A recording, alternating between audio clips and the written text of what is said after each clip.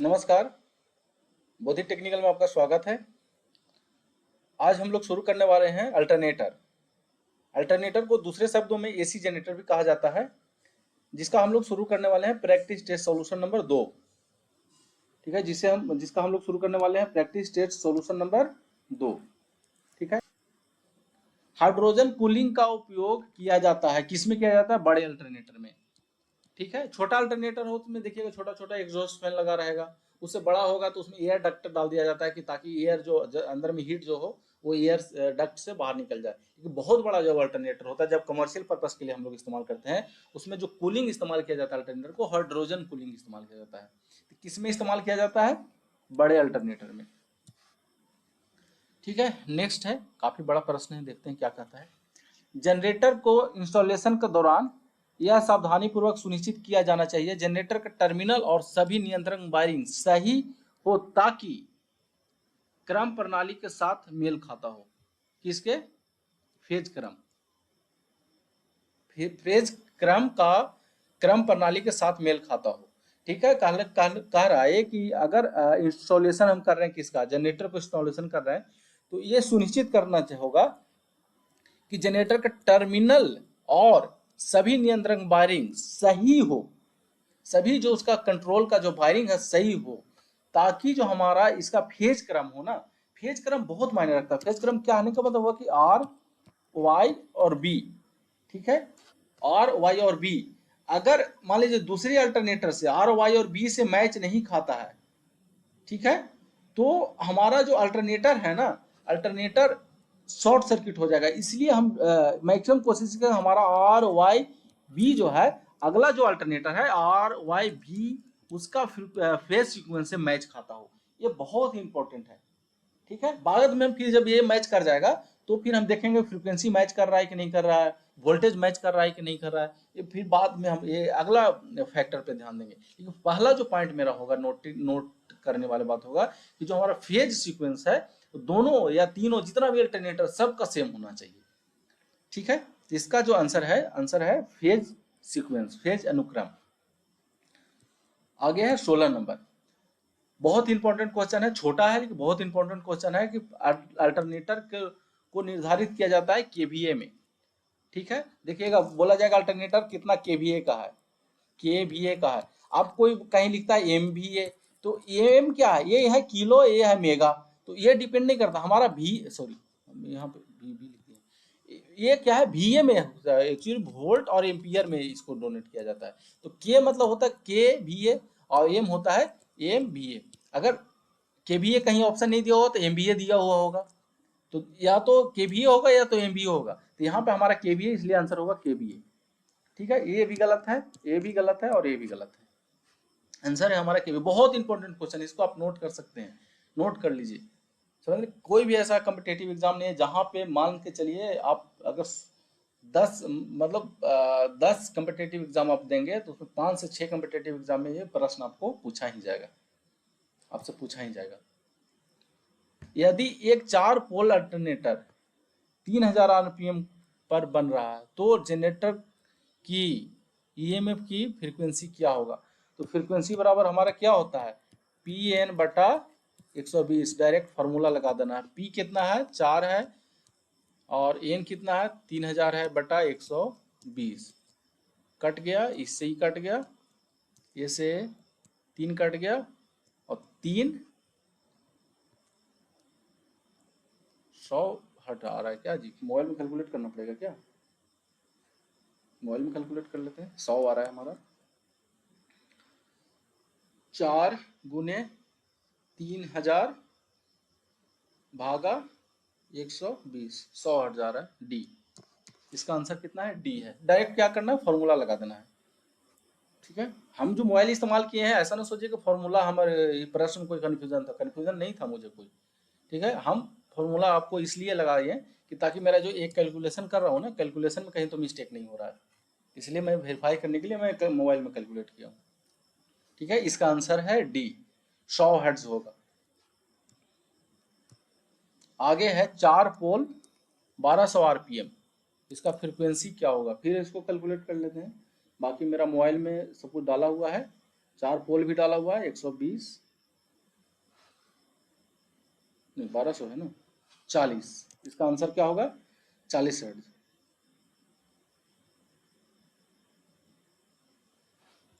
ठीक है, ये क्या करना है, ये बराबर क्या होता है पी एन बटा 100। अब हम इस सब लिखने का जरूरत नहीं है, मुझे लगा आप इतना एक्सपर्ट हो गए होंगे कि ये सब फॉर्मूला आपको याद हो गया होगा। ठीक है, इस पे फॉर्मूला में क्या करना है, पी को पी रख देना है, एन की जगह पर 1200 रख देना है, बाकी कैलकुलेट कर देना है, 40 आ जाएगा। नेक्स्ट है तुल्यकालिक जनित्र स्रोत, एपरेंट पावर होता है, क्या करता है एपरेंट पावर देता है वो। ठीक है, कौन सा स्रोत होता है एपरेंट पावर। पावर कितने प्रकार का होता है ध्यान रखिएगा, 3 प्रकार का होता है, रिएक्टिव पावर, एक्टिव पावर और एपरेंट पावर। एपरेंट पावर होता है, रिएक्टिव पावर क्या होता है V I sine phi, sine theta या साइन फाइव कर सकते हैं इसको, और ये होता है वी आई कॉस फाइव। ठीक है, और ये होता है वी आई। ठीक है, तो पावर होता है 3, रिएक्टिव, एक्टिव एंड एपरेंट। तो जो तुल्यकालिक जनित्र होता है वो एपरेंट पावर स्रोत होता है। एक 4 पोल अल्टरनेटर को 1500 आरपीएम पर घुमाया जाता है तो उसका नहीं, मुझे लगा सेम क्वेश्चन है क्या। इसका बोला काल अवधि क्या होगा, विद्युत वाहक बल का आवधिक काल क्या होगा, इस समय की बात कर रहा है, थोड़ा सा अलग है। ठीक है, थोड़ा सा अलग है, इसको ध्यान देने वाली बात है। सबसे पहले हम क्या करते हैं फ्रीक्वेंसी निकाले, तो फ्रीक्वेंसी बराबर क्या होता है पी एन बटा 120। डायरेक्ट हम फॉर्मूला पर रख दे रहे हैं इसको,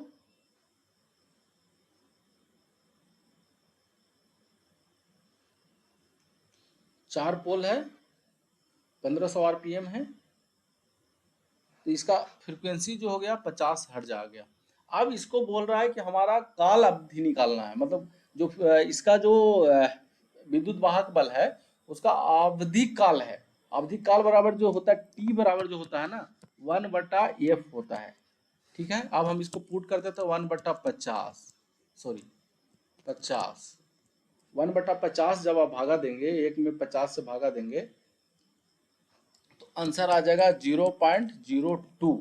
अभी भी आंसर आपका नहीं आएगा क्योंकि यहाँ आंसर जो हमारा है थोड़ा सा कंफ्यूजन क्रिएट कर दिया है, क्योंकि यहाँ पे हमारा जो ये जो आया ना ये आया सेकंड में 0.02। अगर सेकंड में रहता वैल्यू तो ये आंसर आ जाता 0.02, लेकिन यहाँ पे हमको दिया हुआ है मिली सेकंड में। मिली सेकंड को मिली सेकंड में कन्वर्ट करने के लिए हमको 1000 से गुना करना पड़ेगा। तो ये हो गया 0 पॉइंट, सॉरी थोड़ा सा मिटा देते हैं इसको क्योंकि ये इसका काम खत्म हो गया है। हमारा आंसर आ गया था ये हमारा सेकंड में। ठीक है, मतलब टी पूछता रहा, समय की बात कर रहा था, समय आ गया 0.02 सेकंड। अब इसको क्या करना है मिली सेकंड में करने के लिए 0.22 को 1000 से गुना करना पड़ेगा। ठीक है, जैसे गुना करेंगे तो आ जाएगा ऐसे 20 मिली सेकंड। ठीक है, 20 मिली सेकंड, इसका आंसर हो जाएगा सी। ठीक है, गुना करके देख लीजिएगा अगर कहीं कंफ्यूजन हो तो। आगे है 22 नंबर, एक धीमी गति वाला अल्टरनेटर सामान्यतः जाना जाता है जल चक्रीय। जो हाइड्रल पावर प्लांट होता है ना, हाइड्रल पावर प्लांट होता है उसका जो अल्टरनेटर का स्पीड होता है काफी कम होता है। ठीक है, सबसे ज्यादा किसका होता है टर्बो का होता है। यहाँ पर धीमी गति वाला अल्टरनेटर की बात कर रहा है, तो इसका जो आंसर होगा ना वो होगा बी, जल चक्रीय। मतलब हाइड्रल पावर प्लांट में जो अल्टरनेटर इस्तेमाल किया जाता है उसका जो स्पीड होता है काफी कम होता है। नेक्स्ट है अल्टरनेटर में लोड का मान परिवर्तित होने पर क्षणिक रूप से अल्टरनेटर का घूर्णन गति भी परिवर्तित हो जाती है। उसको उस उत्पन्न दोष को क्या कहा जाता है, उसको कहा जाता है हंटिंग। बहुत ही इंपॉर्टेंट क्वेश्चन है, इसको आप नोट कर लीजिए। इसका जो हंटिंग होता है ना कि जब आप अल्टरनेटर पे जब आप लोड परिवर्तन करेंगे, मान लीजिए लोड जोड़ा हुआ है फिर कम या ज्यादा कर रहे हैं तो उसका जो रोटर है ना, रोटर में हल्का सा जर्क हो जाता है, जर्क उत्पन्न होता है। ठीक है, क्षणिक होता है, क्षणिक रूप से जर्क होता है। ठीक है, उस दोष को क्या बोला जाता है हंटिंग बोला जाता है। और हंटिंग को दूर करने के लिए हमारा क्या होता है डंपर बाइंडिंग का इस्तेमाल किया जाता है। नोट कर लीजिए, डंपर बाइंडिंग का इस्तेमाल किया जाता है। डंपर बाइंडिंग कहाँ इस्तेमाल होता है, रोटर का जो पोल शू होता है उसमें इस्तेमाल होता है। कहाँ पर इस्तेमाल होता है, रोटर पोल शू में इस्तेमाल होता है, पोल शू में इस्तेमाल ठीक है। और दूसरा जो होता है फ्लाई व्हील इस्तेमाल किया जाता है, फ्लाई व्हील इस्तेमाल किया जाता है। फ्लाई व्हील आप देखे होंगे कि अल्टरनेटर होता है, अल्टरनेटर का बाहर में एक पहिया लगा होता है, भारी सा पहिया लगा होता है। वो भी ये जो हमारा हंटिंग दोष होता है उसको भी हंटिंग दोष कम करने में उपयोगी होता है। कौन सा? Fly wheel. दो हो गया, एक डंपर बाइंडिंग का इस्तेमाल किया जाता है, एक फ्लाई व्हील का इस्तेमाल किया जाता है। फ्लाई व्हील कहाँ लगाया जाता है? फ्लाई व्हील सॉफ्ट पर लगाया जाता है, ठीक है। और डंपर बाइंडिंग कहाँ लगाया जाता है? रोटर पोल के शू में। वो रोटर पोल के जो पोल जो है इसके जो शू होते हैं ना ऐसे, इसमें बाइंडिंग किया जाता है, ठीक है। तो इसका जो आंसर होगा 23 का आंसर जो होगा वो होगा बी। बाकी ये जो हमारा डिटेल है वो एक्स्ट्रा है, आप नोट कर सकते हैं, आपको नोट करने के लिए है। आगे है 24 नंबर।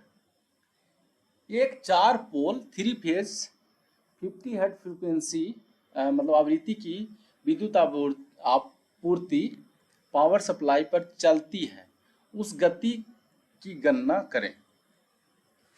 एन बराबर क्या है? एन बराबर 120 एफ बटा पी, 120 गुने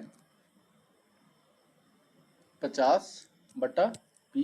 पी कितना है? 4 है, 4 तिहाई 12, 30 25 1500 आरपीएम। बहुत आसान है, आप इसको कैलकुलेट कर सकते हैं, ठीक है। एन बराबर 120 एफ बाई पी होता है, जो कि जिससे हम लोग बार बार फ्रीक्वेंसी का जो फॉर्मूला इस्तेमाल कर रहे हैं तो उसी को थोड़ा सा पलट देंगे तो ये आ जाएगा एन बराबर 120 एफ बाई पी, ठीक है। जब इससे कैलकुलेट करेंगे तो 1500 आरपीएम आएगा। मतलब इसका क्या पूछ रहा है? गति पूछ रहा है, क्या क्या दिया हुआ है और फ्रीक्वेंसी दिया हुआ है और ये हमारा पोल की संख्या दिया हुआ है। नेक्स्ट है अल्टरनेटर्स के समन्वय को परखने के लिए प्रयोग किए जाने वाली विधि।